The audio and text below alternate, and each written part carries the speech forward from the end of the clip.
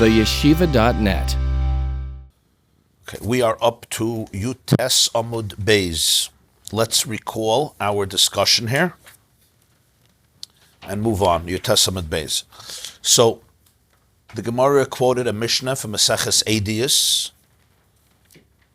Perek Beis, Mishnah Gimel, where Reb Chanina Gan HaKoyanim gives us a halacha. And the halacha is that if they find in a carbon a needle, the needle is tameh. We're soon going to see why it's tameh, but the needle is tameh. We're going to discuss that in a few moments today.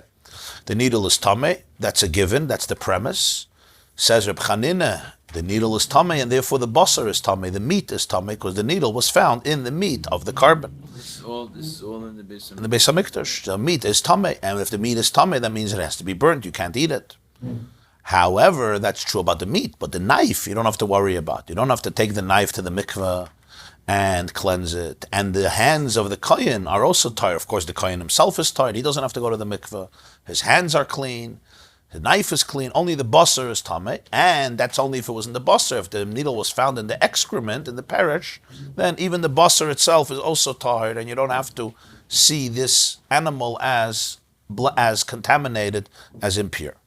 And Rabbi Akiva explained to us the part where he said that the kohenim's hands are tahir, that it's obvious that the kohen himself is tahir. That's not a question. The chiddush is the hands, because we learn from here that ein tumas yadayim b'mikdash. Generally, the chachamim we know made a gzeira that all hands, if they're not protected, if they're not rinsed and not washed, and you didn't have in mind to protect them from becoming dirty, we assume that they have tumah on them.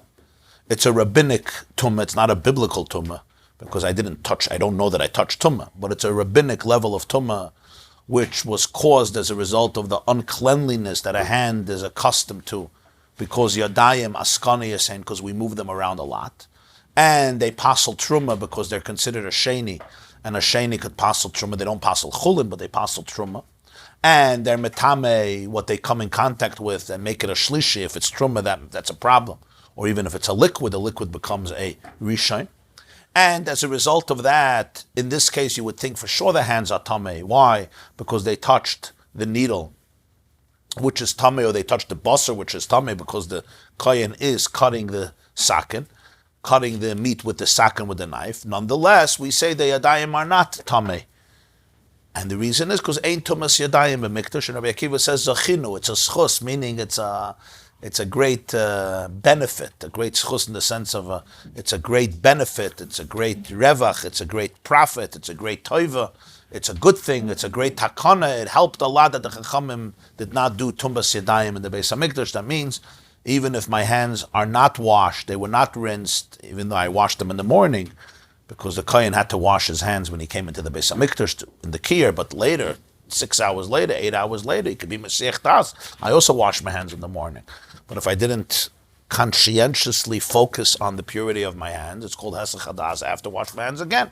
Nonetheless, we don't say that the kohen has to wash his hands again, and if not, there's Tumas Yadayim. And therefore, Reb Chanina told us that the Yadayim remain tahir, even though they touch the meat or they touch the needle. The Gemarah wanted to understand why Rabbi Akiva didn't add one more detail. He should have added one more detail. What was the other detail? The other detail was, he should have added that there's no Tumas Kalim in the Beis HaMikdash, meaning the rabbis made another gzeira. What's the other gzeira? That even though a Kalim in HaTorah could only become Tameh from an Av HaTumah, that means a Kali can become Tameh from a mace, it could become Tameh from a sheretz, it could become Tameh from a nevela, it could become Tameh from a zav, it could become Tameh from any Av HaTumah, that's true. But it could only become Tameh from an Av HaTumah. It cannot become Tameh from a Rishon L'Tumah. It cannot become Tameh from Oichel. It cannot become Tameh from Mashke, because these are usually not, a mashke is not an avatuma usually, it's a regular liquid. Oichel is never an avatuma. It cannot become tameh from another keli that was a rishon, because it cannot become tameh only from an avatuma. It could become tameh from a keli, if the keli, say, touched a mace, that's fine, because that keli is an avatuma. And then if one keli touches that keli, it can become tameh. But just a keli becoming tameh from another keli that was not an avi avoisa tumah, or was not an avatuma, but a keli becoming tummy from a keli, say that was a rishon l'tumah, right? A keli doesn't become a tummy from that. We have a clear pasuk in Parshas Shmini that if a sheretz falls into a keli, So the food that goes into that keli becomes tamei. The drinks that go into that keli become tamei. But a keli that goes into that keli does not become tamei. Only oichel and mashke, because oichel can become a sheni. Mashke can become a sheni. A keli can't become a sheni. Minatayra, a keli can only be a rishon, because it can only be tamei from an avatuma.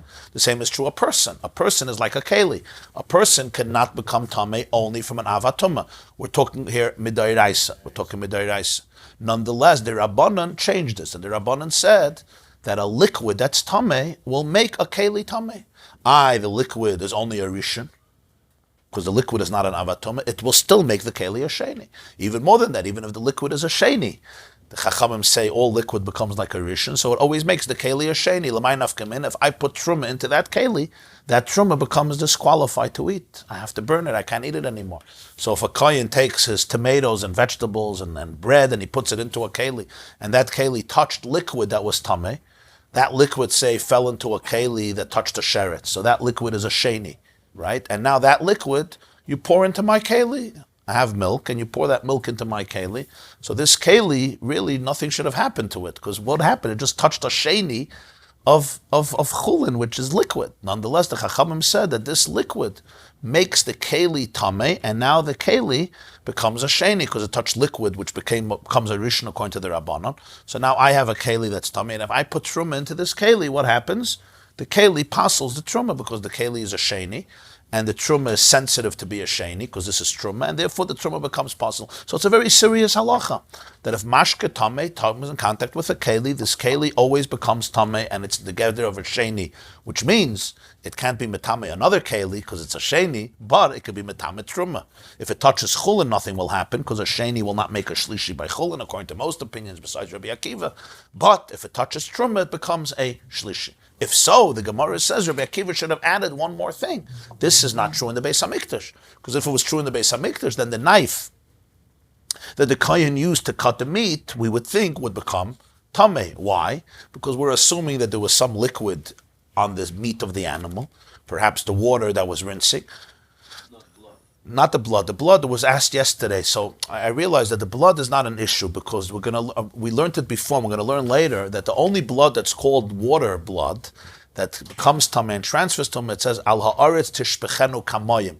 Blood is compared to water in Torah if it's allowed to be spilled on the earth, but the blood of a carbon that has to be absorbed and sprinkled on the mizbech doesn't have that definition of dam. So dam was not the issue. Because if dam was the issue, then it's impossible not to have blood when you slaughtered an animal and you're cutting up the meat. Right? That was the issue somebody brought up at the end of the shir yesterday. Like, there's no question that there's blood here. But the blood really is not the issue here, because this is a different type of blood. This is not regular blood. This is blood of a carbon. Remember, we're talking in the Beis HaMikdash. We're going to see that a little later. We already learned that before about dam of ala aretz shpechenu kamayim. But in any case, but let's say there's other mashka. Why is there other mashka? Because you're rinsing the meat. You're rinsing, so there's liquid. So now this liquid became tameh. How did it become tameh? It touched the needle or it touched the basar, right? So now when this liquid touches the knife, so mashka is metame a keli, a sakin. So if the sakin becomes tameh, so what happens to the sakin? You can't use it for anything holy, because it's going to be metame, carbonus, right? So this sakin got to go to the mikveh. So Rabbi Akiva, but we don't say that. We say the sakin is tar. So Rabbi Akiva should have added one more thing. Zachinu she'ein tumas kelim b'mikdash. That the takana of the chachamim, that a keli could become tamei through a mashka, is only outside of the Beis HaMikdash, not inside the Beis HaMikdash. But Rabbi Akiva only mentioned Ein Tumas Yadayim b'Mikdash. That means Rabbi Akiva somehow didn't feel that Tumas Kalim is relevant here, but it is relevant, because that would be the reason why the sakin remains tar. It would also explain, of course, why Reb Chanina speaks about the sakin, why he even speaks about the sakin that's tahir. What's the chiddush that the sakin is tahir? Why would you think the sakin should become tameh? A keli doesn't transfer tumah to another keli. So if a machat is tameh, the meat can become tameh. But why would the knife become tameh? A keli doesn't transfer tumah to another keli. A keli doesn't transfer tumah only to oichel and mashka. So I understand that the basar becomes tameh, right? So you'll say, why does he say that the kohen is not tameh? Because the kohen you would think is tameh because of his hands. So he says the hands are tar. Why does he tell us about the sakin? So it would be a very geschmack of art. That the reason is because the sakin outside of the Beis HaMikdash would become tameh. Why would it become tameh? Because the Chachamim said that mashke tameh is matameh the keli. But in the Beis HaMikdash there's no tumas kelim, just like there's no tumas yadayim. Rabbi Akiva did not say that. He did not say that. Why not? So after the discussion of when the Gzeiros happened, before Reb Chanina, after Reb Chanina, the Gemarah concludes, Rava says, Hanach l'tumas sakin. Leave it alone. Leave alone tumas sakin. Why leave it alone? He says, even in Chulin it would not be metame. Meaning, this issue of the sakin not being tameh has nothing to do with the Beis HaMikdash. It's a story in the Beis HaMikdash, but it has nothing to do with the Beis HaMikdash. Meaning, even in Chulin, even outside of the Beis HaMikdash, and even with mundane food, this sakin would have never become tameh in the case that Reb Chanina described. Why? Because what did it touch? If it touched the meat, that's tameh. Oichel is not metameh akeli. Oichel is never metameh akeli. By the way, even midirabanan, even the rabbis never said that food is metameh kelim. Food is never metameh kelim. There's no such a thing. A food that's tameh, I don't care what level of tumah, it could be a rishon l'tumah, it's not going to be metameh kelim. So the meat cannot be metama the knife. Elamai, you want to say the needle should be metama the knife. A keli that's not an ava tumah is not metama another keli. It has to be an ava tumah to be metama a keli. And we're not following now the one view that's going to be articulated later that this machat was not an ava tumah. Because if it was an ava tumah, then it would be metama the sakin. But it's not an ava tumah. Minatoida. If it was used to kill the animal. Right. Right. Yeah. We do our good binyan avs. Yeah. We do a sword that every clay matchas, every metal keli, has the status of the source of the tumah that it touched. Somehow it ended up in the animal? No, or if you kill the... It could be two things. If the cherev killed somebody, so then that cherev is like the mace itself, right? It's an avi avois tumah. But every metal, lays off every metal. But even more than that, even a person who touched a mace, right? That person is an avatuma. A keli that touches that person, a keli matchis, has the status of that person. So he's also an avatuma. And it has to go through the 7-day cleansing of paradum and then go to the mikveh. Huh? Why do we say from touch But here, if someone touch a mess and they kind of touch the person? We learn it from Parshas Matos, from the Psukim, that it's not just if the keli touches the mace. Whenever the keli touches the mace or the tmei mace, it assumes the same status of the thing it touched. So that's how a keli could be tumah to another keli. But a regular machat that became tameh from something else, let's say it touched a we'll soon see how the machat became tameh. It can't make the sakin tameh. So the Rabbi says, "Hanach l'tumah sakin, leave it alone. It has nothing to do with the Beis Hamikdash. It's not metameh at all, and therefore." And Rava is saying, as Rashi pointed out, and there was no mashkin. There's no need to say there was mashkin, even though if there was water. But you could say at this point the water was dry, so there's no mashkin. So even if the chachamim would be geyser to maskelim b'beis hamikdash, it would be irrelevant because the sakin didn't touch any mashka. And even outside of the beis hamikdash, where they made to maskelim, the sakin would still be tahir. Why? Because it did not touch any mashka tameh, and therefore Rabbi Akiva didn't speak about tumas kelim here. All he spoke about was Tumas Yadayim. Tumas Yadayim should have worked in the Beis HaMikdash if there was Tumas Yadayim, because my Yadayim become Tameh from Basar. My Yadayim become Tameh from a Machat. My Sakin not, but my Yadayim, yeah. So therefore here he has to say, Ain't Tumas Yadayim b'Mikdash. But in terms of a Sakin, he doesn't have to say it, because that's not relevant to the discussion here. That's what Rav has said. So that means... The question was, the Sakin itself couldn't be... get-go, it would have to acquire its tumah. Right. Yeah. From the needle or the meat. Yeah. The sakin itself is a good sakin. The kohen just used in the Beis Hamikdash. Because it's not going to have the... Right. Yeah. But the needle could. If the needle would have been an av hatuma, it can transfer tumah to another keli. A keli that touches a keli could make it tumah if the keli is an av hatuma, the original. Right, but let's say a sheretz falls into a keli, so the keli is only a rishon, that tumah will not be transferred to another keli. It'll be transferred to food, to drinks, but not to another keli. Here we can assume that. Right. So, right. Not the case. So we're going to discuss in a moment what happened to this needle. What? I'm confused. It's not the needle killing the animal, because it's not an act. That would just. It's just a regular needle that the animal swallowed. A needle that touches a mace, or that touches an item that touches a mace, could then be Masada. Yes. But we're not talking about a case where the needle. Right. killed the animal. Right. No. Before it got into the animal. Yes. The animal swallowed the needle when it was alive, even if the needle was tameh then. As I said yesterday, a living animal will not become tameh. After the animal is slaughtered, if the needle is tameh, right, the meat of the animal could be mekabel tumah because it's food of a dead animal, and it's royal lekabel tumah, and therefore, if the machat is tameh, it can transfer tumah to the basar, and that's the halacha. The basar is taka tameh. What? You want to take teruach? Mashke teruach? What's mashke saruach? This is fresh meat of an animal. It's not saruach. It's fresh meat of an animal. You just checked it. He opens the animal. He's cutting the meat. He's cutting it up into pieces. Suddenly he sees a nice needle over there. The needle is tameh. And we're not talking about the parish. The needle is not in the excrement. The needle is in the basar. We're talking the first case. You're right. If the needle was in the excrement, then I'm good. Then everything is tar.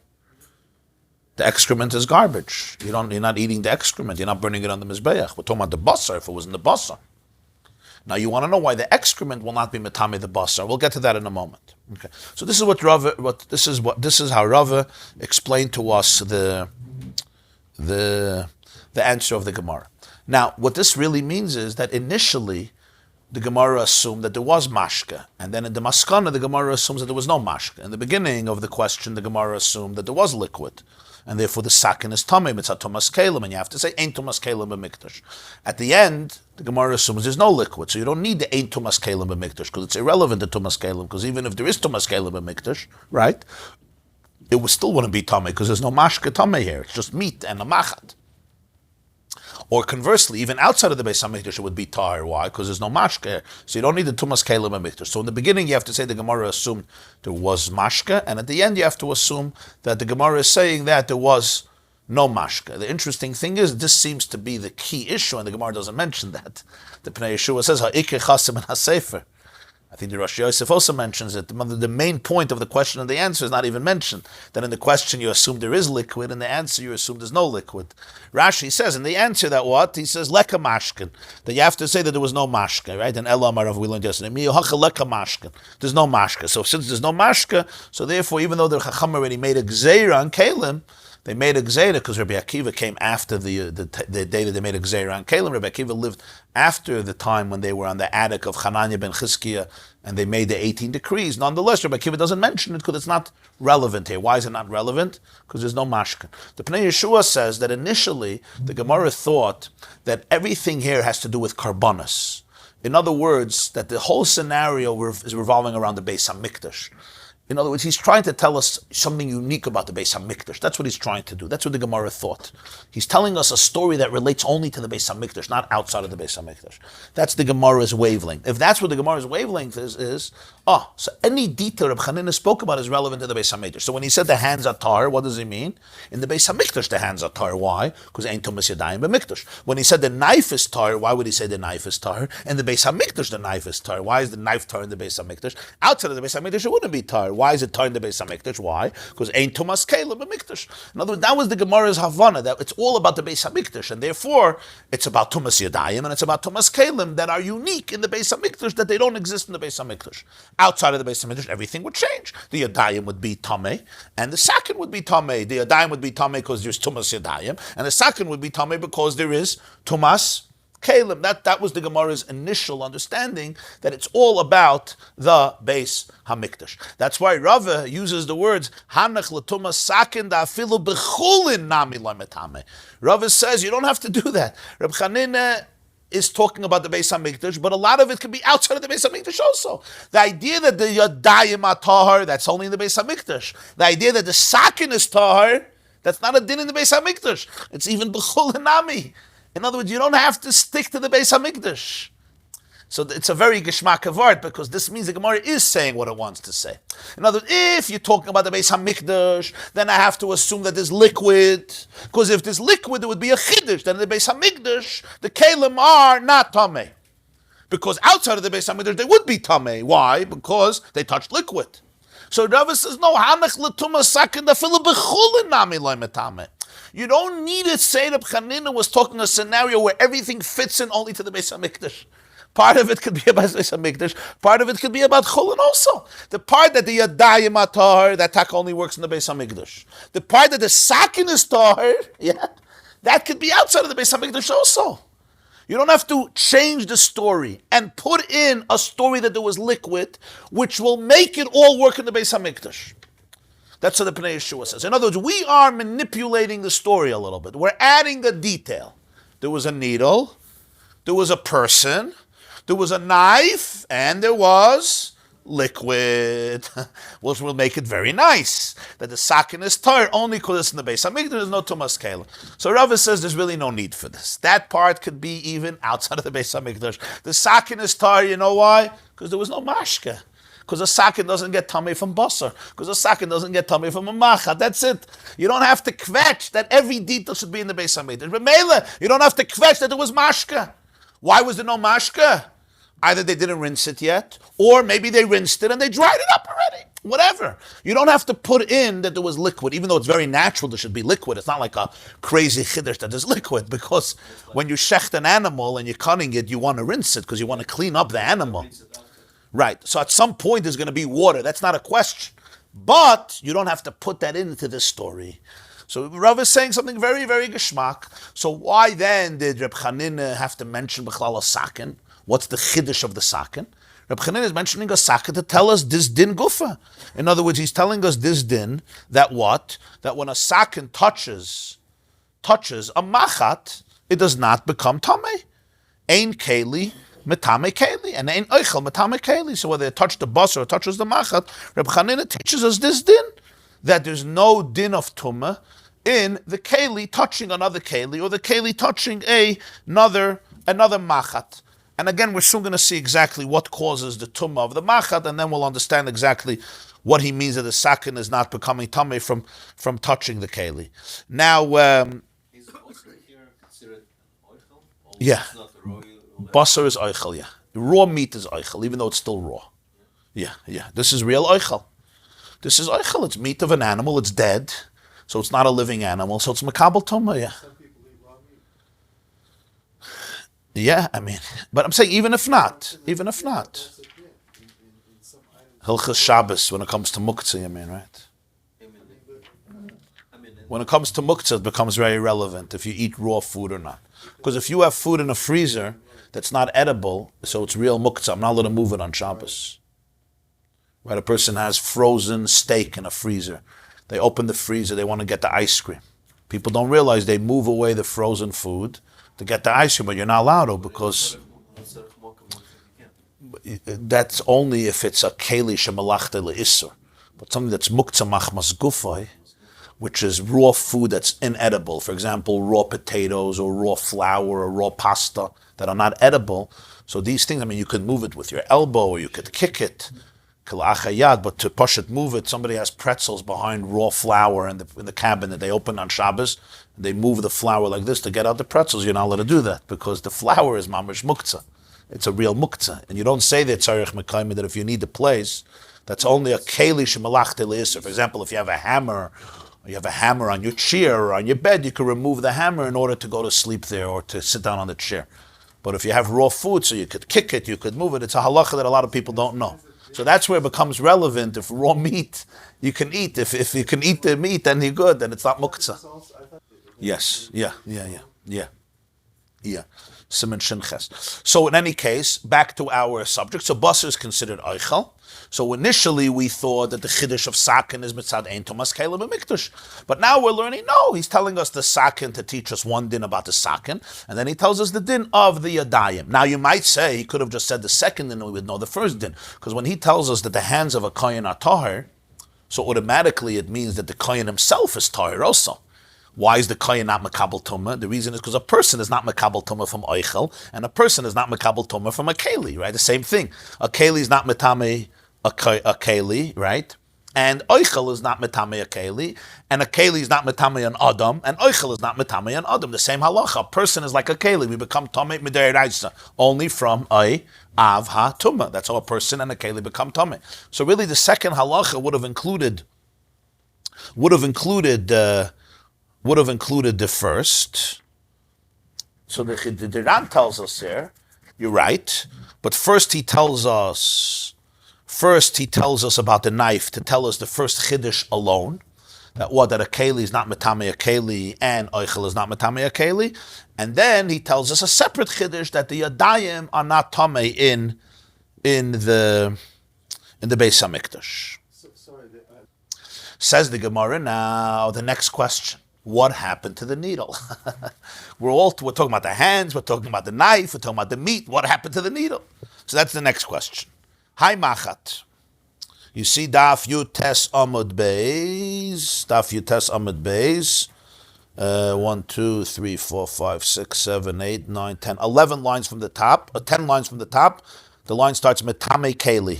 You see? Va'en Keli Metame Keli. A Keli is not Metame a Keli, so therefore the sakin is tahir. Frag the Gemarah. Okay, we answered Rabbi Akiva's comment. Now I go back to the story. Hai machat mai avidite, which literally means, what did this needle do? Like, what is he guilty of? Mai avidite. Mai avidite means, what are the maisim of this needle? Like, what did this needle get involved in? It's an expression. What was this needle involved in that made him such a bad boy and made him become tamei? Iname suffik machat. Maybe the issue is that it was a suffik machat, meaning we're not sure about the needle. It could be pure, it could be impure, and we don't know whose it is, and we don't know how it came there. And maybe the rabbis made a tumah because of doubt, because we don't know. Since it's a needle that came from, we don't know where it came from. It just appeared. So maybe they made this suffix. Is that possible? It doesn't make sense. I'll tell you why. Itmar. We have a halacha, Rabbi Elazar, Rabbi Yossi, Rabbi Chanina. Rabbi Elazar and Rabbi Yossi, Rabbi Chanina, two Amoraim, all told us a halacha. Very interesting halacha. Chad Amar, one of them said, Lo gazru al safek harukin shebYerushalayim. The Chachamim did not decree impurity on saliva, spit, that was found in Jerusalem, and we do not know if it comes from a pure person, or it comes from a zav, or a zava, or a nida, whose saliva is considered an avatuma, and can be mitame on adam and a keli. The pasuk tells us in Sefer Vayikra Perek Tesvav, Mitzayra, that v'chiyaroik hazav b'tahar. If a zav spits, chtu, and his saliva, his spit falls on a pure person, that person has to go to the mikveh. V'chibes b'gada v'rachatz b'mayim v'tamei ad ha'aref. And therefore, this roik, this saliva of a zav, a zava, or a nida are considered an av hatumah. And therefore, I can become tamei if it comes in contact with me. Remember, by the way, that's the whole reason why the Chachamim made that kelim should be tamei from mashke, because there is one mashke that is an avatuma and would be metame kelim, and that is, if I'm a zav, or there's a woman who's a nida, right, and she's eating in the morning, and her saliva goes on a keli, that keli becomes tamei min ha-Torah, because it's an avatuma, the saliva of the zav, or the zava, or the nida. So as a result of that, that would also be matama as an av? The semen itself, yeah. Also dam nida? Yeah. So it's actually three. Yeah. Here the Gemarah talks about zav. Yeah. So here we're talking about zav, or zava, or nida. So here's the question of safek harukin shebYerushalayim. You're walking in Yerushalayim and you see some spit, right? And you touch it. Or a kid, remember, tumah and tara is even a baby, right? Your kid touches a wall in Yerushalayim and you see that there's spit over there. But you don't know whose it is. It could be a zav, it could be a nida. But it could be not. So he says, safek harukin shebYerushalayim loy gazru. They did not say that when you see saliva in Jerusalem and you don't know whose it is, you say that it's tamei. You don't do that. They did not make that gzeira. And therefore, you're not tamei by touching that saliva. Which means, outside of Yerushalayim, they were chayshish. The Chachamim were geyser tumah on all spit, on all saliva. If you didn't see where it came from, maybe it came from a zav and a nid, and it's a very serious thing because it makes you a rishon l'tumah min hatayra. So they were geyser. You never know where the saliva came from. A zav and a nid are not unnatural things. It happens constantly. So maybe it's her saliva, maybe it's his saliva, and therefore, if let's say I touch truma afterwards, I touch the saliva. I don't know whose saliva it is, and then I touch truma. What's the halacha? That truma has to be burnt. Because if I'm a rishon, that truma burst became a sheni. This is a gzeira of the chachamim on all saliva that you find, and you don't know whose it is, that it's considered a suffix tumah. Okay. By the way, it can also be saliva of a Gentile, and the Gentile midirabanan has a din of a zav. Midirabanan has a din of a zav. What if Gentile? Ah. What did you say of a Gentile? What? The status of the Gentiles, but it's only midirabbanan, so you wouldn't burn truma because of that. But the first case where it's a suffix saliva of a Jew who's tama, you would burn truma because it would be a tumah min hatayra, even though it's a suffix. But in Yerushalayim, not. Why? Yeah, and also the main thing is that Yerushalayim, they were very sensitive to tumah and tara.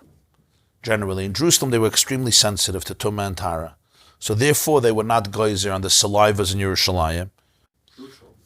The Lashon, he quotes here the Meiri, he says a Lashon, Safek Rukin Sheb Yerushalayim.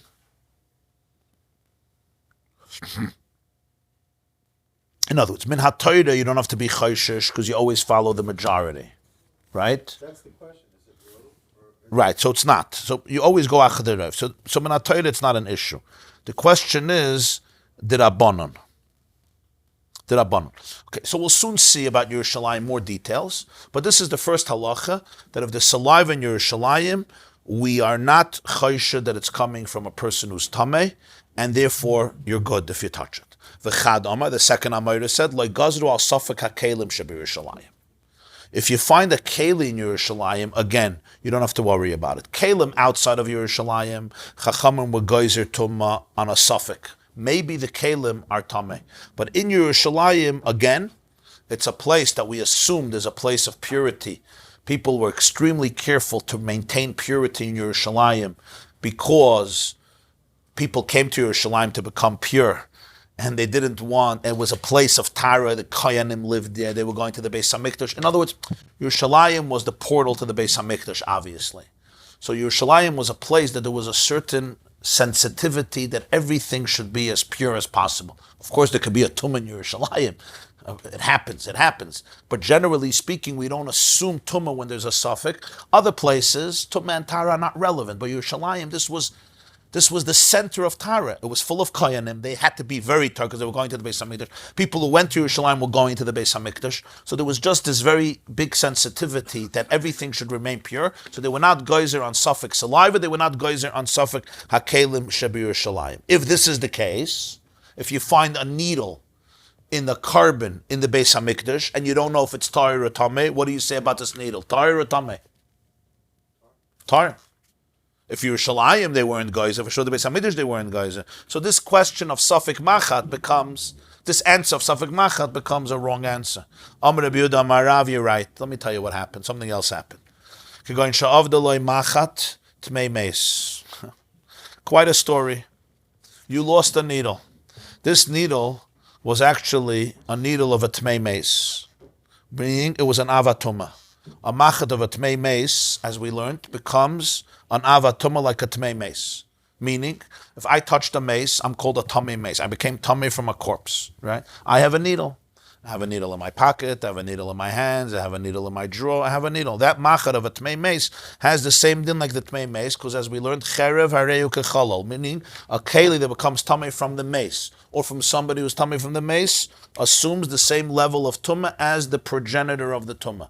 So therefore, I lost my machat. V'hikira bebasa, I don't know what happened to it. What really happened to it? My sheep swallowed it. Suddenly I come to the Beis HaMikdash. They cut open the animal and I say, oh, there's my needle. There's my good old needle. Hikira babasar. Oh, that's what happened. So therefore, even in Yerushalayim, it's tameh. Why is it tameh? They were not fungible needles. They had to be identified. Exactly. It was on a needle that was a serious needle of great value, which is why, today you lose a needle, you don't blink, you don't even know you lost it, right? It's like losing a pen. A needle even less. But this is a needle, it's a serious thing, and I recognize, I'm like, whoops, and it's a tamei mace. I know it's a tamei mace. That's maybe why I know exactly about this needle. So it's tamei. It's not a question, it's not a suffix tumah, it's a vadei tumah. And therefore, the basar becomes tamei, because the basar touched basically an ava tumah. The basar touched an ava tumah, which is a rishon l'tumah. The owner is there and he testifies. The owner is there and he says, whoops, this is my needle. So it's not a suffix. If it would be a suffix, Chacham would not say the machat is tamei. We don't look at a needle in Yerushalayim and say tamei. So this is quite an interesting case that Rav says. He says, I have no other choice. I have no explanation for Reb Chanina. I don't just look at needles and say tamei. We don't do that. Outside of Yerushalayim, suffix kalim, tamei. Suffix tumah is tamei by kalim and roikin and rukin. No, he recognized it. He recognized it, so it's matame the basar. It's matame the basar. Yeah, that's what happens. Huh? He saw a stumble on the needle. Yeah.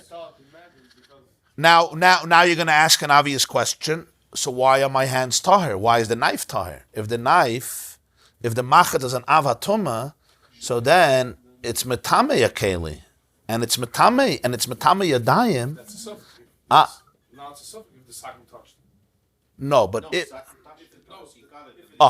very good. So we're gonna have to address that in a moment. In other words, if my hands touched on avatuma, then I'm tamei min ha'toyre, not just my hands.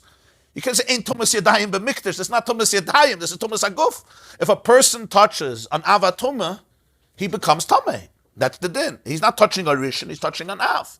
So we're gonna have to address that in a moment.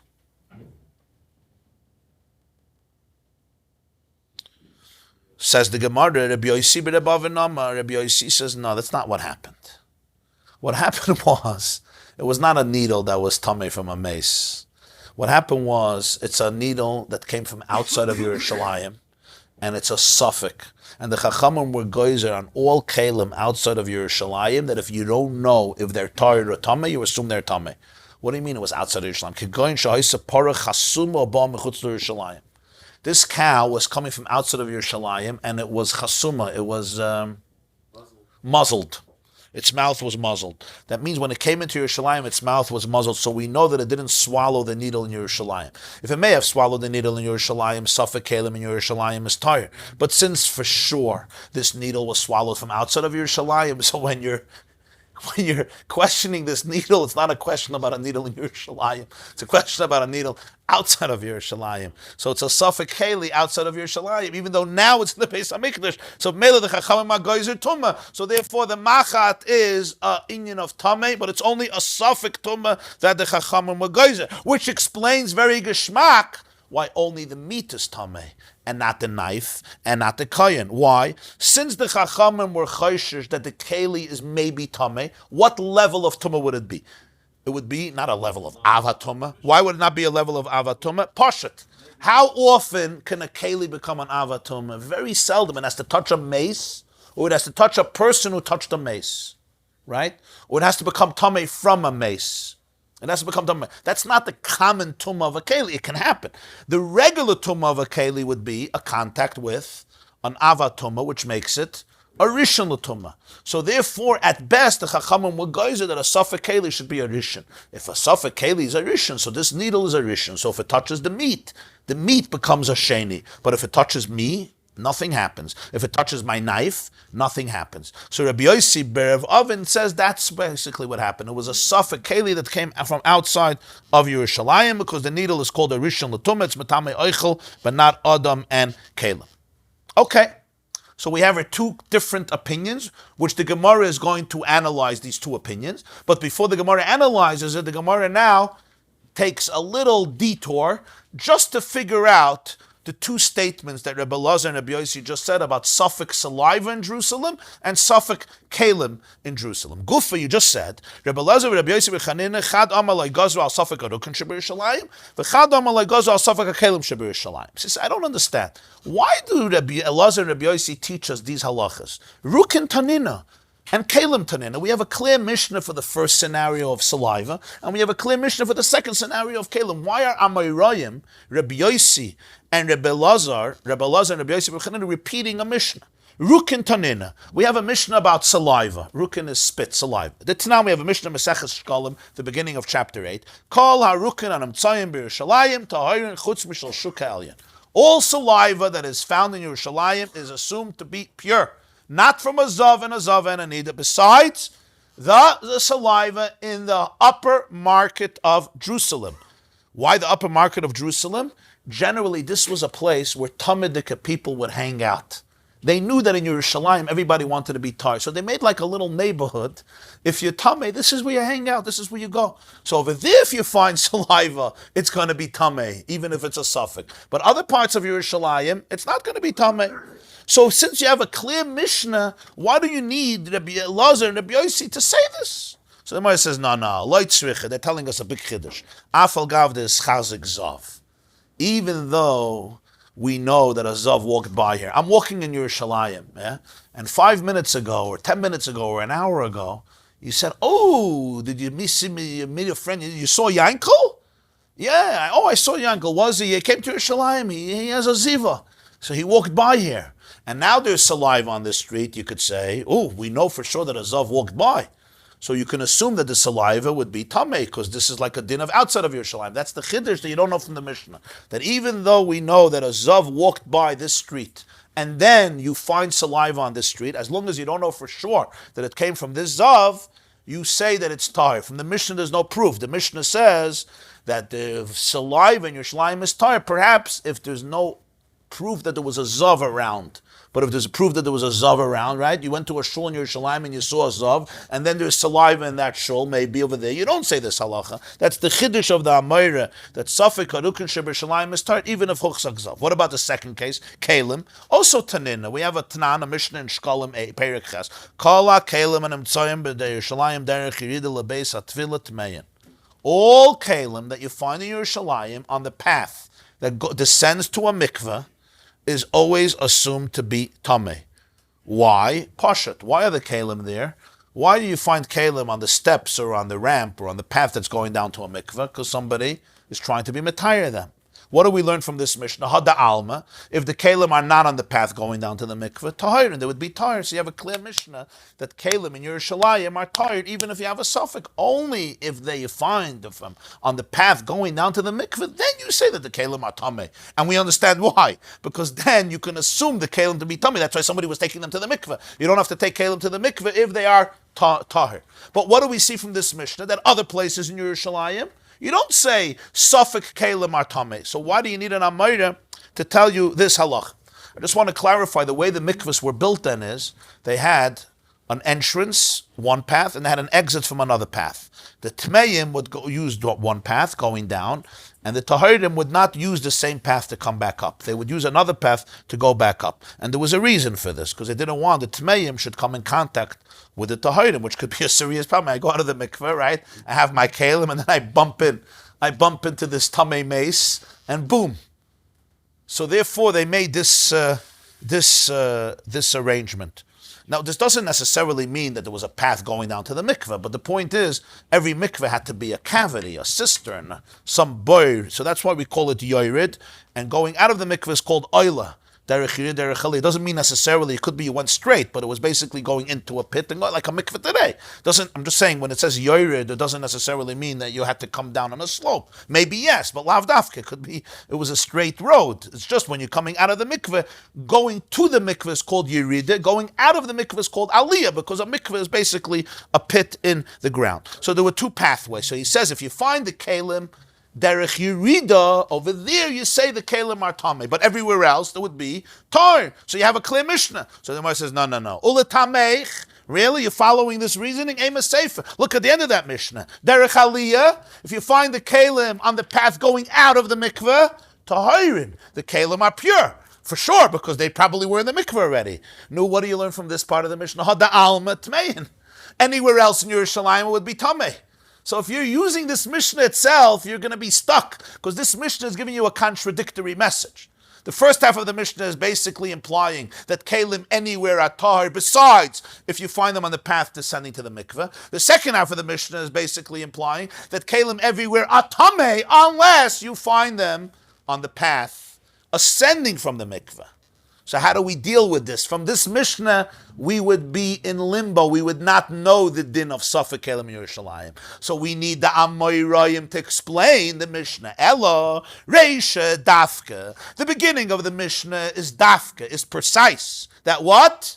Only the Kelim on the path to the Mikvar Tameh. And V'seifa lav Dafka. And the end of the Mishnah is not precise. The end of the Mishnah doesn't mean only Kelim Derech Aliyah Atar. It means all kelim in Yerushalayim atar. So why would he say this if it's lav dafka? Olafuke gazyasa. The safe is excluding gazyasa. Gazyasa means, how does he translate? If he comes narrow alleyways. He's trying to exclude narrow alleyways. Means there were sometimes narrow paths, let's say from a courtyard coming to the mikveh, right?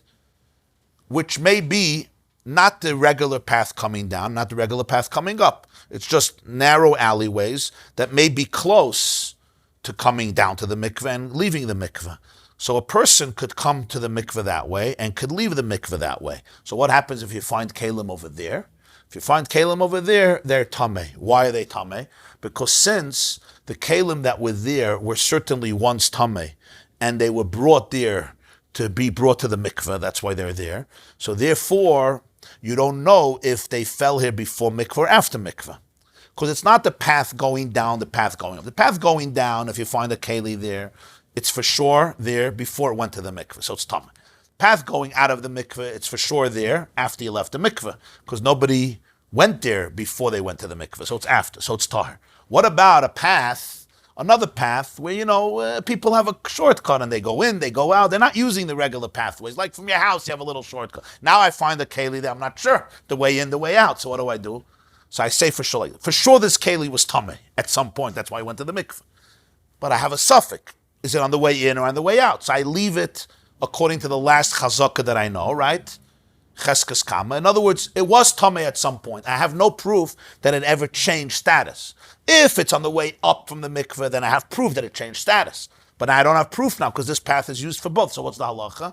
So you just go back to what you know for sure. You know for sure that it was tameh, so you have to bring it back to the mikveh. That's the halacha. But the rest of the city, kelim don't have a cheskes tumah. If I find a keli stam on a street, I can assume it was tameh, maybe it wasn't. So you don't have to impose tumah on a keli. But here, I could assume that it was tameh because that's why it was brought to the mikveh. I'm not sure if it already went to the mikveh. That's why the second half of this Mishnah says derech aliyah tahor. Derech aliyah and not somewhere else. What's not somewhere else? Not the rest of the city. The rest of the city is tahor. What's the somewhere else? The pathways that go to the mikveh that are used for both going in and going out. But Mela, you need the Amoirayim to tell you this chiddush. You would not know it from the Mishnah. Now that the Gemarah just explained this, the Gemarah asks the obvious question. According to Rav, who says that you lost a needle that was a tamei mace, it belonged to a tamei mace, and you recognized it in the meat. Since the pasuk in Parshas says, that if somebody dies, or he's a halal cherev, he's a victim from a sword. And we learn from here that a sword and all metal utensils that touch a mace have the same status like the mace. In other words, the sword becomes an avi avoy satuma. The same is true if a metal vessel touches a person who touched a mace. He becomes an avatuma like him, as the Gemarah explained in Daf Yudalad Amud Beis. The sources for this, Adam v'kelim nami l'tamei. The needle should contaminate also a person and kelim. The kohen should become tamei. The knife should become tamei. Why? Because the needle is an avatuma like a tamei mace, and an avatuma could transfer tuma both to a person and both to kelim in a Torah. If an adam is an avatuma or a keli is an avatuma, it could make another person or another keli tamei. If I'm a tamei mace and I touch you, you become tamei. You have to go to the mikveh. Not 7 days, but you have to go to the mikveh. If I'm a tamei mace and I touch a keli, right, that keli becomes tamei. In this case, that the macha touched a tamei mace, the machat itself is an avatuma. So why, according to Rav, is the basar only tamei? If it touched the mace, it's avi avois. If it touches a tamei mace, it's still an av. So it's metame and adam and it's metame kalim. So the kohen should be tamei and the knife should be tamei. According to the other opinion, it's not a problem because the keli is a rishon, the machat is a rishon, because it's only suffik kalim outside of Yerushalayim, because the para was muzzled, its mouth was tamed. But according to Rav, it's a tamei mace. Amar Rabashi says, I'll tell you why. The answer is, Zoy Seimeres, this teaches you that Azara Rishus Harabim. The Azara has the status of a public domain. V'havila Sofik Tumah B'Rishus Harabim. We're not sure that the kohen touched the needle. We're not sure that the knife touched the needle. Maybe. The basar, we know the needle was in the basar. So the basar is for sure tameh. The basar is actually a rishon. It touched a keli, that was a av, and the basar, that's not a question. The kohen, I was like this with my knife, cutting the meat. Is it possible that my sack can touch the needle? Yeah. It's also possible not, right? If not, so then my sack can touch the oichel. The oichel is a rishon, so the oichel is not metame my sack. Okay. Did I touch the meat itself? Yeah. But meat is a rishon, so meat is not metame me. But maybe I also touched the needle, and maybe my knife touched the needle, but I'm not sure. So what do? It's a real suffix tumah. If my knife touched the needle, my knife is a rishon. If I touch the needle, I'm tameh, because I touched an avatoma, but I'm not sure. So Rabbi Ashi says, the pshat in Rav is that he holds that azaras are considered rishus harabim. And suffix tumah b'rishus harabim sveikei tahir. Whenever there's a suffix tumah in rishus harabim, meaning you're in doubt if you touch tumah in rishus harabim, the din is, min ha-Torah, such a suffix keeps you pure. It keeps you pure. And as a result of that, we say that the sakin is pure and the kohen is pure. And even his yadayim are pure because ain't tumas yadayim b'mikdash. According to Rabbi Yossi, who says it was a needle that came from outside Yerushalayim, you could say that we know for sure he touched the needle. It's irrelevant. Even if I know for sure that my sack can touch the needle, ain't keli metame keli and ain't keli metame yadam. But according to Rav, that the needle was an avatuma, you have to say it's a suffix if I touched it. So there's a big difference. According to the shit of Rabbi Yossi B'Ravavin, it's even if I for sure touched the needle, what's the big deal? I touched the needle is a rishon because it's only a suffix keli from Mechutz Yerushalayim. At best, it's a rishon. But according to Rav, you have to say that it's a suffix tumah b'rishus harabim, and every suffix tumah b'rishus harabim has a din of tahara. And as a result of that, the azara, which is a rishus harabim, does not impose tumah on my knife. It does not impose tumah on the kohen. That's the Raisa. The Chachamim can't say ain't tumah b'mikdash of a deraisa. The Chachamim could say a gzeira the Rabban is not in the Beis Hamikdash, but for a keli to be metame another keli, it's an avatum is deraisa. Chachamim can't do that. If you tell me if this is Rav, I don't know if it's tumah. If the same tumah, Excellent question. The answer is the halachas of suffix tumah we learned from one case, and that's a saita. What's a saita? Let's remember there was a woman. Her husband warned her that she should not be secluded with a particular man, right? In front of two witnesses, and then she goes and she secludes herself with that man. She's in a private room, a private house, the door is closed. We don't know what happened. She claims nothing happened. This husband, who knows that she likes this guy, and she goes out with this guy, and that's how he doesn't want her privately with him. He says, who knows what happened? There was enough time, there was Adis. They weren't inside, but they were outside. There's enough time for her to perhaps have had a relationship with this person and become tamei from znus. What does the Torah paskin? Is she allowed to go back to her husband? No. Till she drinks the water of Saita, which is a clear litmus test if she did it or did not. Till she doesn't drink, she's usher to her husband. Why? It's a suffix. It's a suffix tumah or not. We're not sure. She claims not, but we're not sure. That's why she has to go drink the water. So till she drinks the water, she's usher to her husband mitam suffix. It's called tumah, yeah. It's not tumah and tara in terms of like touching a mace or touching a sheretz, but the Torah calls it nitma in Parshas Nasa, vihi nitma. So from here we learn that every suffix tumah b'rishus hayachid, because this is what happened. Where was this woman? If the woman was in a Rishus Harabim, it's not called secluded. She's talking to somebody in the street. That's the point. It's called a Safek Tumah B'Rishus HaYachid, just like the Torah considers her a Vadai Tameh, that halachically I have to treat it as Tumah, and I'm not allowed to be with my wife, or somebody's not allowed to be with their wife. When someone's in the room and sees, it's still not a Shit Rabim, it's Shit Yochid. Then it's not Safek. Then it's Vadai Tumah. If there was Eidos that saw what happened, they didn't see what happened. They saw that she went into a private room. She wouldn't do it in front of the Eid. Because no one's, it doesn't. That's what Rishus HaYachid means. They were in the No. And since the Torah asks a suffix saita, tumah saita, only in Rishus HaYachid, because there's no hiding in Rishus HaRabim by definition. So therefore, we learn from here that suffix tumah in Rishus HaYachid is tameh, but suffix tumah in Rishus HaRabim is tahir. How do you define her state of tameh? Is it an or what is it? No, it's a different kind of tumah. It's a different category. The Torah uses the word nitma, but it's obviously not the same. No, Chanina means Mishnah. Chanina means Mishnah. Rukin Chanina.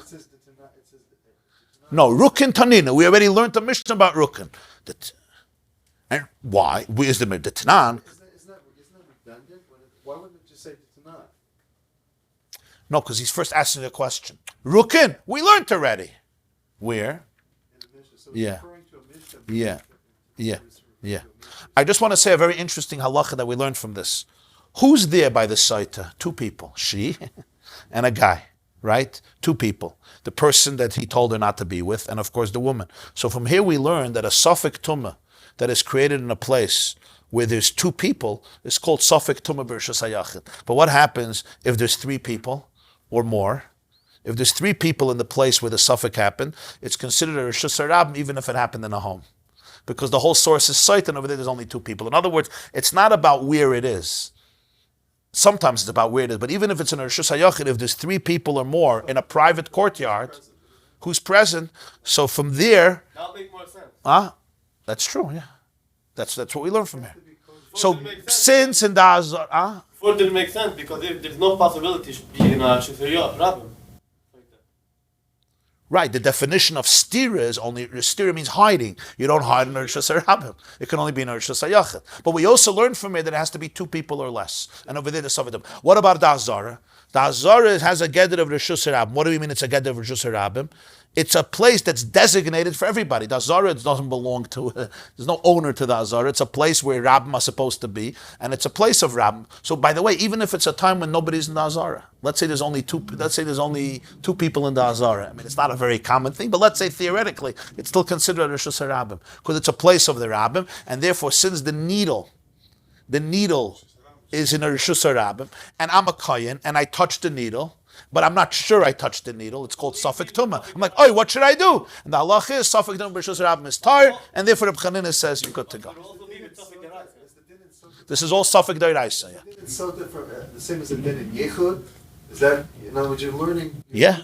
So it doesn't have to be someone that's kosher l'edus. It could be anyone that's present. Yeah. There is one more detail that we have to understand, and that is by a saita. Since we're learning it from a saita, by a saita is a unique situation. What's the unique situation? I can actually ask her what happened.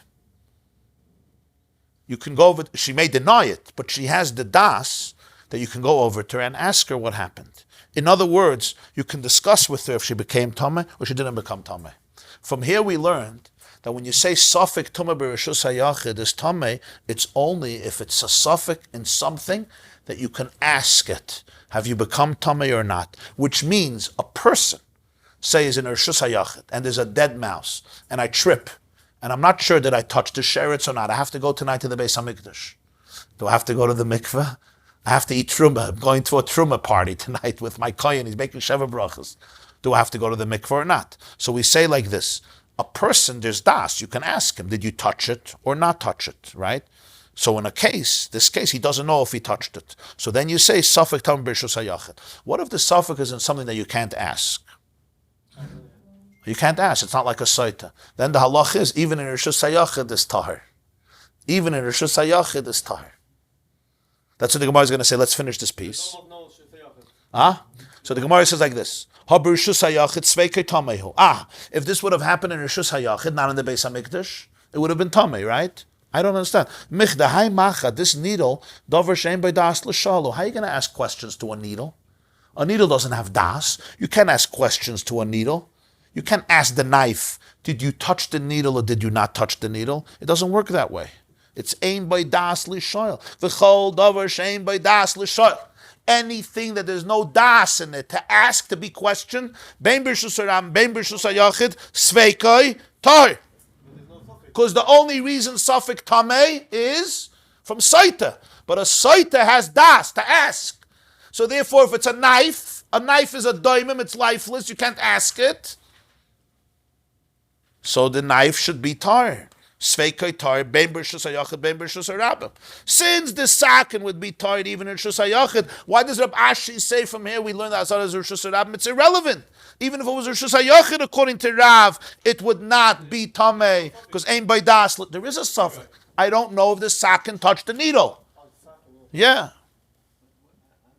Now Rabbi Ashi could have said, "You're right. For the sakin, it doesn't have to be rshus harabim, but the kohen."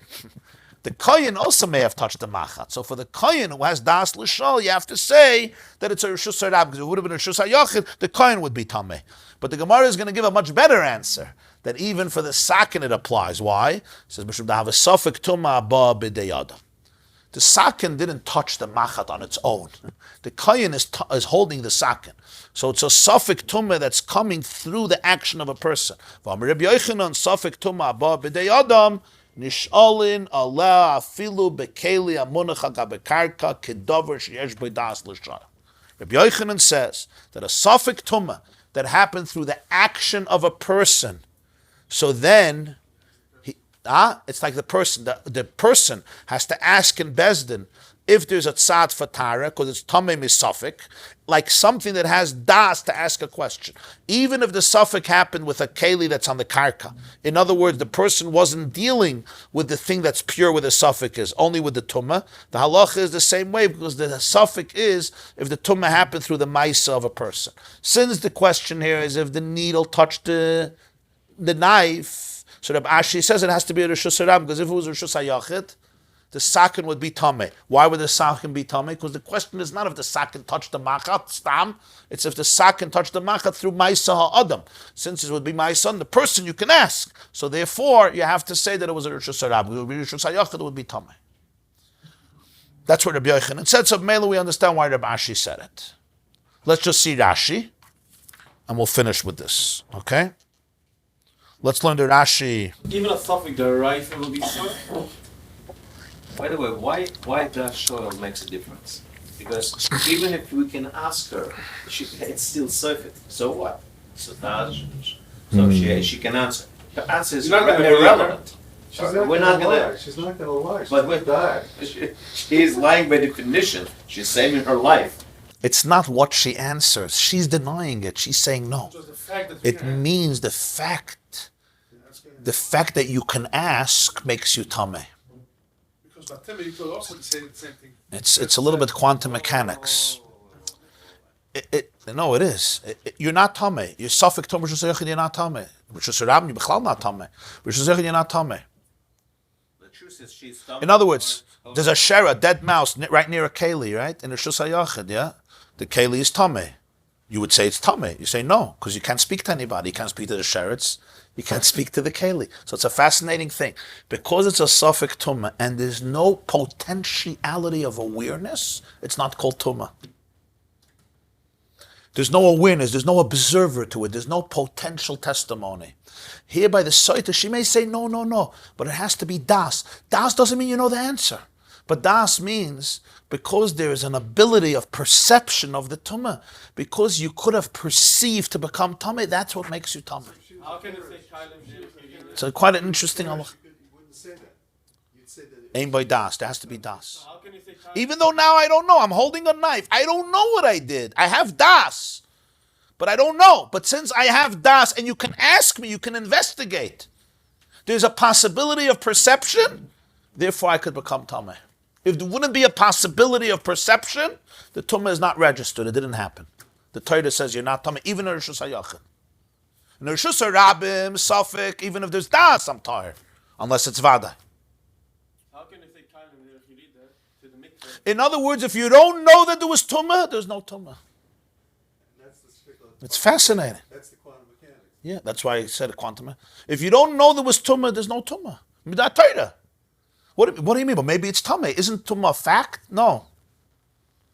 It's a fact if you know it. It's a fact. In Rishus HaYachid, it's tumah even if you don't know, but only if there's perception, if there's an ability of awareness. It's quite a fascinating halacha, because you would think that you're dealing with facts, you're dealing with a story, like So either it happened or didn't happen. What's the difference? You have das, you don't have without das. awareness, so we have a needle in the pulse, or say, there's no perception. You're right. There's no perception. But because it's the person, if there's a knife near a needle, you're right. Even in Rishus HaYachid, it would be tar. But since it's not a knife near a needle, it's a person. It's a person holding the knife, and he's not sure if his knife touched the needle. Through him, the knife wasn't moving around on its own. The knife wasn't just there. The question is me, myself, and me. You could ask. So the sakin is part of me. The sakin has das because I'm in control of the sakin. Because I'm in control of the knife, it's called das. Take a look how Rashi phrases it. He's very clear about this. Yud Tesamet Beis, the second to the last Rashi, you see, Uperchinon, Harishus HaYachid have a sveikei tameh.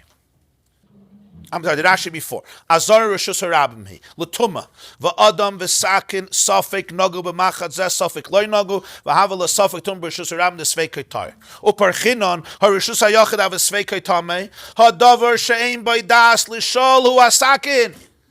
The sakin has no das, you can't ask it. V'loigar sinan hay machat.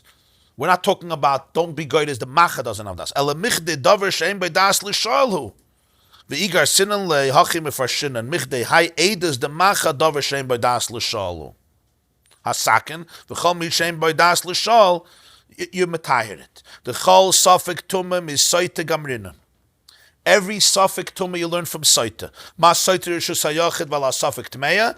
Af kol suffix tumah is b'Rishus HaYachid sveikoi tameh. Umina. But from here you learn one more thing. Ma Saita yesh badas l'shalim nitmayim lav. Saita has das. Af kol shesh b'das l'shal gain adam suffix naga b'sheret suffix loy naga. The yesh b'das sheyichayim l'shalim naga v'hu eni yedeya sveikoi tameh. I touched the sherets. I'm not sure if I did or not. I fall on the ground. I'm not sure if I touched the dead mole, the mole rat, or the dead mouse, but you can ask me. So then it's a tumah. I hear it's a sakin. So he says, Haba b'dei adam. Adam haya asuk ba. V'im naga b'y a sakin b'machat, aydei adam naga b'y. Hilchach imazar shusayachit sveikay tameh. It's called das l'shayel. Why? Because Rabbi Yochanan told us that Safek Tumah Abba B'dem Nishalin Aleh Kaloymar Chashvinan La L'Tamei Yosa Ki'ilu Yesh Badas L'Shayel. Nishalin Aleh means that what? That it's chashiv to become tamei as though there was das to ask somebody, because I'm holding the knife. If I'm holding the keli, it's considered nishalin aleh. It's considered as though you can ask the keli. It's not a question on me, it's a question on the knife. But the knife assumes the status of a person, so to speak. It's as though you could speak to the knife, because the knife is just serving me. Lashon acher, another way of explaining nishalin is nishalin lebezdin matayel. I have to go to bezdin and ask, because it becomes a suffix. The keli itself doesn't have to go to bezdin because it's a suffix tumah. That's not tameh. But me, I have to ask. V'zu ikir. This is the main pshat in the Gemarah. Nishalin aleh bailam. You have to go ask bezdin, not nishalin aleh. The first pshat in Rashi nishalin aleh is you can ask the keli because the keli is part of a person. The second pshat is you have to go to bezdin. You nishalin bal karchim b'shvila lebezdin matel. I have to go to the rav. I have to go to bezdin to find out, because you can't just say tahir. Afilu hu keli munach al gabe karka keloymar afal gav the kli tahir zeshanolad by asafik ein by das l'shoyel. Even though the keli is tahir and he can't ask him any questions, uboy haya adam oisik she'emer lichim eviyeh biyada, and the person wasn't dealing with this keli. The keli was on the ground. Aval adam asik betumah shaya noisi sheretz biyada. I was carrying the sheret safik naga bekeli safik loy nagim rishus hayachid hu sveikei tamei. Meaning, there's a keli on the ground. It's munach al gabe. It's a keli tahir. I'm a person. I'm carrying a sheretz. I want to take out this dead mouse from my house. So I'm carrying it in a little bag, right? And I fall. And I'm not sure if the sheretz touched the keli or didn't touch the keli. So is the keli tamei or not? So the das is on me. You can ask me, but you can't ask the keli. The chiddush of Rabbi Yochanan is that even if I'm not handling the keli, I'm handling the tumah. But it's a shaila of the tumah that I handle touch the keli. It's as though you can ask the keli because it's a question about my contact with it, and I'm an adam, and therefore the keli would be tamei in rishus hayachid. So for sure here, where I'm holding the sakin, and the question is if the sakin touch the machat, it's a considered das, and therefore if it would be Rishus HaYachid, it would be Sveikei Tameh. The only reason it's not is because Azara is Rishus HaRabim, and Rishus HaRabim, Safik is Tahir. And that's why Rav believes that everything is Tahir besides the meat. The meat is Tahir because it for sure touched the Machat, it's not a Safik, because the Machat was in the meat, but in terms of the Kayan and the Sakin, it's only a Safik, did we or did we not, and it's a Rishus HaRabim, so therefore Sveikei Tameh. Even in Rishus HaYachid, we would think we would be tar because aim by das, but we explain no. In Rishus HaYachid, the sakin is called das. Why? Because I'm yielding the sakin. But because it's Rishus HaRabim, that's the only reason that sveikai tar. Why kalim on the way to the mikveh? Kalim on the way to the mikveh are tamei. Why? Because they're about to be. It's not. Somebody took them there. It's not a suffix. Why is it a suffix? You're not 100% sure that this one is a thumb. Huh? The way to Mikveh. What did they do here? Why are they here? Yeah, you most probably, but it's not something. So that's what it is. What? You're saying if the mikveh is in a Rishus HaRabim, Yeah. if the mikveh is in a Rishus HaRabim, it should be tamei. It should be tar. Yeah. You're saying that it's considered a suffix. Think so. Unless You have unless you say probability is a more suffix. the other side. something is only if it's 50-50 or Even 199 is also so.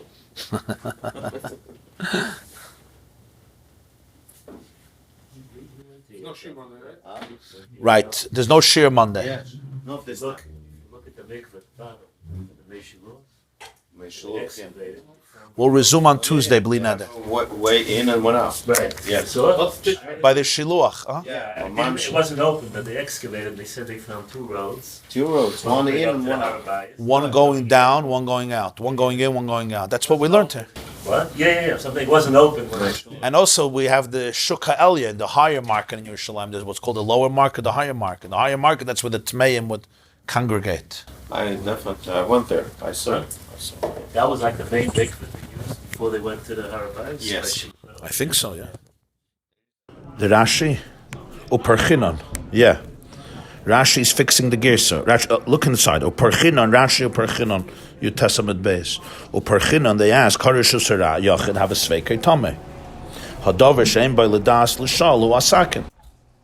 The sakin is a davar she'em by das l'shol. It doesn't have das to be able to ask it if it's tamei or tahir. So if it's a davar she'em by das l'shol, who cares if it would be a rishus hayachid? Even though it's a rishus hayachid with sveikei tamei, but it's still aim by das l'shol. That's the Gemarah's question. Who cares? Machat is it's a davar she'em by das l'shol. Now, if you look in our Gis and Gemarah, it says Mikveh hay machat davar she'em by das l'shol. So Rashi says. Loigar sinan hay machat. The gersa is wrong. Don't be goyris hay machat davar shein by das l'shal. Ela michdei davar shein by das l'shal. In other words, it's going on the sakin, not on the machat.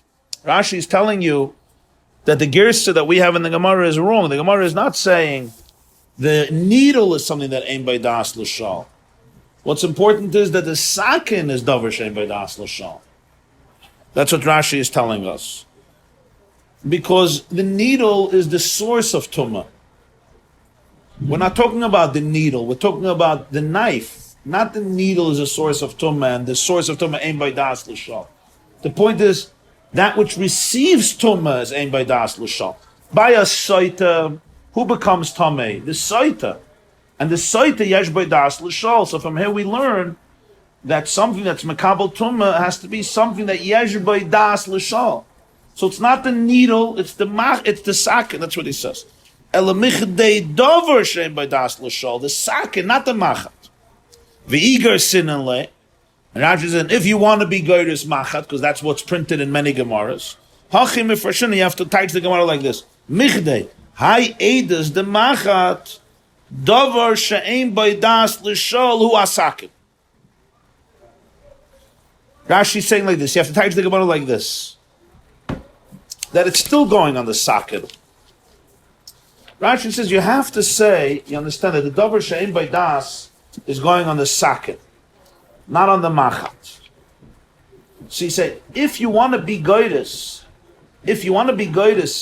michdei, machat davar, what's the guess? Michdei, hai machat davar she'ein by das l'shal. Rashi says you have to touch it like this. Michdei, hai eides the machat davar she'ein by das l'shal hu asaket. In other words, Reb Chanina ben Zgan HaKohanim gave us a testimony, an edus, about a needle. So he says, Mikveh, not a high machat davar she'ein b'das l'shal. In this story about the machat, not that the machat is davar she'ein b'das. Mikveh, high edus, the machat, in this story, in this testimony, the edus of Reb Chanina about the machat, davar she'ein b'das l'shal. Part of the testimony is that the knife was tar. Why did we say the knife was tar? Because it's in Shus HaRabim. Frag the Gemarah, but in Shus HaYachid it would be Tameh. But l'cha'ayda, it's a davar she'ein b'das l'shal. In this story of Machat, there's a sakin which is ein b'das l'shal. That's what Rashi is telling us. Not that the Machat is ein b'das l'shal. And we understand why Rashi is bothered by this. Because let me give you an example. If you have, for example, a sheretz in Shus HaYachid, right? A sheretz in Shus HaYachid. And I may have touched it, I may have not touched it, I'm not sure. What's the halacha? The halacha is that I'm tameh, right? But the sheretz doesn't have das. The sheretz doesn't have das. Or if there's a mace in Rosh Hashanah, and it's a suffix if I was with the mace or not. If I touched it or I was in the same tent. So you say, the mace doesn't have das. So if the mace doesn't have das, you can't ask a mace, you can't ask a sheretz, you can't ask a nevela. So you should always be tar, because ein lo das l'shal. The answer is, but you can ask me. You can ask me. You may not ask them. You may not ask the mace, but you can ask me. So therefore, I'm tameh. So that's why Rashi is telling us that the pshat of the Gemarah is we're talking about the knife, not about the needle. The thing that's becoming tameh needs to have das l'shal, just like the saita. We're not talking about the thing that gives the tumah. We're talking about the thing that becomes tameh, like the saita. That's the source of this din. So that's what Rashi is saying. Rashi is explaining. It's not that the davar hametame needs das; it's the davar hanitma needs das, and that's what Tosfos also says. Take a look in Tosfos. Mikveh, you see Tosfos Mikveh. Mikveh hai machat, the second to the last Tosfos, right? Mikveh hai machat davar she'ein b'das l'shal pirush hai machat keli shenaga b'machat. The keli that touched the machat. We don't mean the machat. We mean the keli. The betuma loy beinin she'ein b'das l'shal ela hametame lichudei. We don't need that the source of the tumah should have das. We need that the makabel of the tumah, the im loiken, if not, kol tumas meis b'sheretz afilu b'shus hayachid yesvei tar. Because then every tumas meis and sheretz, even in shus hayachid, the suffix will always be tar, because the source of tumah doesn't have das. So that's why Tosfos says it doesn't mean the machat, it means that which became tameh from the machat. So we have three ways of learning this Gemarah, but all mean the same thing. One is Rashi says, don't be goydus machat. Take out the whole gears of machat. Instead of machat, say what? Michdei davar she'ein b'das l'shal. The second way for Rashi is it could be goydus machat. But what does machat mean? Machat means in the story with the machat. And Tosfos is goydus machat. And what does machat mean? In that which was makabel tumah from the machat. But the common denominator is always the same. That what? That the thing that was makabel tumah has to have das. It has to have the mental capacity to be able to ask it if it was makabel tumah or wasn't makabel tumah. That's the pshat. That's the pshat in Rashi. Yeah, that's what Rashi continues. The chol mi shein b'das l'shal always sveikei tar. The chol suffix tumah is soitik amrinon, like we learned before. And that's Rabbi Yochanan's chiddush. Rabbi Yochanan's chiddush is that a suffix tumah haba b'dei adam. If it's a suffix tumah, even though the suffix tumah has to do with a keli, which doesn't have das. For example, a saket, but it's a suffix tumah haba b'dei adam. The keli, the suffix in the keli, if it touched the sheretz, the suffix happened through maisa adam. In other words, there's a keli, and I'm not sure if it touched the sheretz or didn't touch the sheretz. But this suffix came about through an action of a person, like in our case. I'm a kohen, I took the knife, and I cut the basar. I'm not sure if the sakin touched the needle or not. So it's a suffix in a keli if the sakin is tar. But how did the suffix happen? It's not just the keli was around, they were not sure if it touched it. It's because I was holding on to the keli. So in that din, the halach, in that case, the halach is nishalin Allah. This keli is tameh mitzad suffix, because since it's in Rishus HaYachid, it would be tameh mitzad suffix, unless it's in Rishus HaRabban. Because Azara is Rishus HaRabban, therefore it's tired. And Rabbi Yochanan adds that the chiddush is not only if the suffix is in that which the person is holding, right, like the sakin, but even if the suffix is in the keli that's munach al gabe karka, and I'm not sure that the keli touched the sheretz which I'm holding or not, so the keli itself you can't ask. The keli doesn't have das. And I'm not holding the keli. I wasn't dealing with the keli. I was holding the sheretz. The question is, by mistake, did I touch the sheretz to the keli or not? So the halacha is that the keli would be tamei in a Rishus HaYachid. Why? Because it's as though it has das l'shoyel. Because the person who was holding the sheretz through which the suffix tumah was created, he has das l'shoyel. He has das l'shoyel. So whether I'm holding the sakin, which is supposed to be mekabel tumah, which could be mekabel tumah, or I'm holding the sheretz, that's not negeya. In both cases, it's called a suffix b'davar sheyesh b'das l'shoyel. Because l'poyel, I'm the one who's either holding the thing that's mekabel tumah or holding the thing that's giving the tumah. And since I'm the one and I'm an adam and I have das l'shoyel, so therefore this is called davar sheyesh b'das l'shoyel, and therefore the keli would be tamei if it's a suffix tumah b'rishus hayachid. And that's what the Bashi had to say, that it happened in Rishus HaRabban. That's the Havana. This class is brought to you by theyeshiva.net. Please help us continue the classes. Make even a small contribution at www.theyeshiva.net/donate.